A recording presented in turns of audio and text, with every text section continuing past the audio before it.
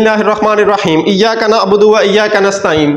नाज़रीन, अल्लामा इक़बाल रहमतुल्लाह अलैह फरमाते हैं, ना इसमें असरे रवां की हया से बेजारी, ना इसमें असरे रवां की हया से बेजारी, ना इसमें अहदे कहन के फसाना अफसूं। अल्लामा इक़बाल रहमतुल्लाह अलैह फरमाते हैं कि मुसलमान की मदनियत में दौरे हाजिर की तरह हया से बेजारी नहीं है, बल्कि इसके नज़दीक तो हया निसफ ईमान है। हया एक मुसलमान औरत का बुनियादी जौहर है। हया और ईमान के इस तल्लुक़ की बिना पर मुसलमान की ज़िंदगी के हर शोबे में हया कार फरमा होती है, और ना ही मुसलमान अपनी ज़िंदगी में पुरानी और असातीरी कहानियों और अफसानों पर यकीन रखता है। दूसरे शेर में अल्लामा इक़बाल रहमतुल्लाह अलैह फरमाते हैं, हक़ाइक़ अब्दी पर असास है उसकी, हक़ाइक़ अब्दी पर असास है उसकी, ये ज़िंदगी है नहीं है तिलिस्मे अफ़लातून। अल्लामा इक़बाल रहमतुल्लाह अलैह फरमाते हैं कि मुसलमान की तहज़ीब व सकाफ़त की बुनियाद इन हकीकतों पर है जो कभी नहीं बदलती।